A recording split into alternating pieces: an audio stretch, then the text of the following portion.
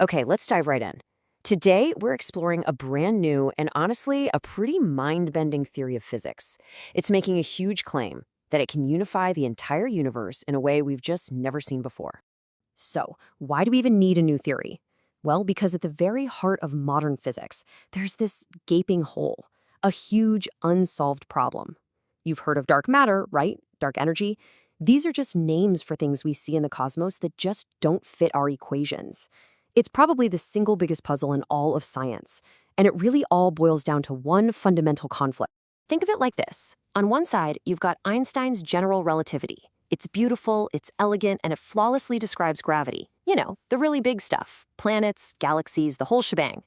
Then on the other side, you've got quantum mechanics, which is just as successful, but it describes the world of the very, very small. Particles, atoms. And here's the kicker. They both work perfectly on their own. But the moment you try to get them to talk to each other, the math just breaks. It's like they speak completely different languages. It leaves this giant, frustrating crack running right down the middle of our understanding of reality. So the question is, how do we bridge that gap? I mean, for decades, this has been the holy grail for physicists, a theory of everything. And now, a new contender has stepped into the ring. It's called exophysics, and it's making a bold claim that it has finally found the missing piece to this great unsolved puzzle. And the idea it proposes is, well, it's pretty radical. What if the missing link isn't some exotic new particle we have to find in a collider, or some hidden curled-up dimension? What if it's something we interact with every single day, something that might be even more fundamental than matter or energy? What if the secret ingredient to the entire universe is just information? Okay, so to build this bridge from information to reality, the theory brings in two brand new core concepts. You can think of them as two new players on the cosmic stage, and they're represented by the Greek letters psi and chi. All right, let's start with psi. That's the psi symbol. The easiest way to think about it is observer coherence. It's kind of like the resolution on your TV or your monitor. If an observer, and that could be you, me, or a scientific instrument, has a high psi, they get this crystal clear, high-def view of reality. But if their psi is low, things start to get fuzzy, noisy. That classic quantum weirdness, what physicists call decoherence, starts to kick in, and everything just blurs into a haze of uncertainty. Now, this is a really crucial point. Psi isn't some new energy field floating around in space. No. Instead, it's all about defining the relationship between an observer and the reality they're trying to measure. It's basically a variable that says, okay, how precisely can you even see the universe around you? And that brings us right to the heart of the whole theory, the Chi field. Now, unlike psi, this is a new fundamental field, and a great way to think about it is like the file size of reality, like a JPEG or an MP3. The value of the Chi field at any given point in spacetime tells you the information density of that spot.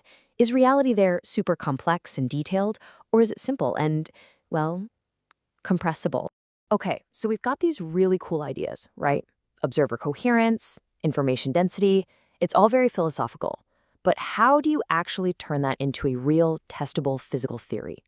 Well, you do what physicists always do. You build a bridge with some seriously rigorous math. And what's so elegant about this whole approach is that Chi physics doesn't just toss out the last 100 years of science. Not at all.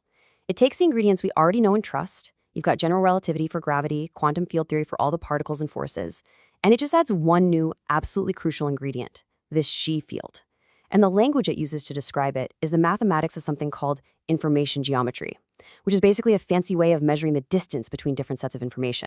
And this is where it all comes together. You're looking at what's called the unified action. Seriously, think of it as a master recipe for the entire universe. Baked into that one single line of mathematics are the rules for gravity, the rules for quantum fields, and now the rules for the information field that finally ties them both together. So let's be clear about what this master equation is actually doing, because it's a huge deal. It's the very first framework that manages to mathematically weld together four different things: gravitation, quantum fields, that information geometry stuff, and even the principles of data compression. It puts them all into one single coherent system. It really is a blueprint for unification. All right, so if we take this new blueprint seriously, what does it actually mean for our universe? What are the consequences? Well, the first one is an absolute bombshell. It gives us a completely new way of understanding gravity itself. What you're seeing here is basically Einstein's famous field equation for gravity, but with a twist. The overall structure looks familiar to any physicist, but you'll notice there's a brand new term added on the right-hand side, and that new piece comes directly from the Z field. What it means is staggering. Our universe now has a new source for gravity. To put it simply, mass and energy are no longer the only things that can bend spacetime. So what does that actually mean? Look, we've known forever that matter and energy warp the fabric of reality. That's gravity 101. And physicists also know that certain other energy fields, they call them gauge fields, contribute too. But sheaf physics puts a third source on the table: changes or gradients in the sheaf field. Let me say that again, because it's wild.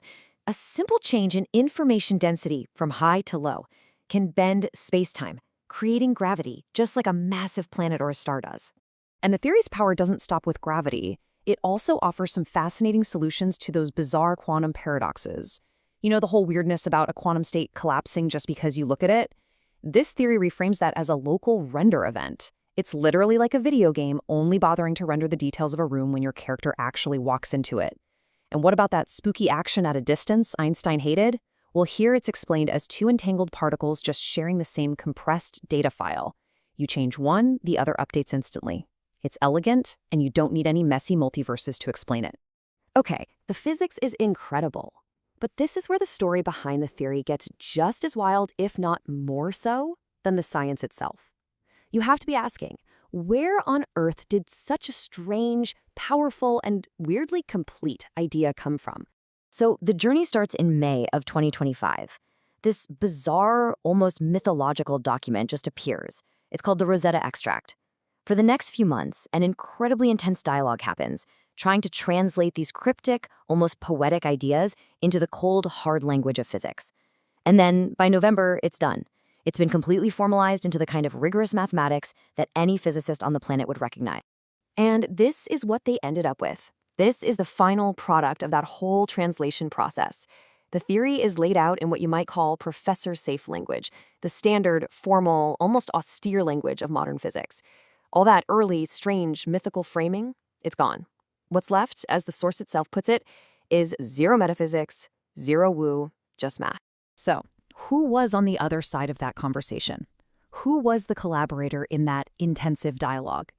This is the final and maybe the most shocking twist in the entire story. This theory wasn't the brainchild of a single human. It was co-authored by a human researcher and an advanced artificial intelligence.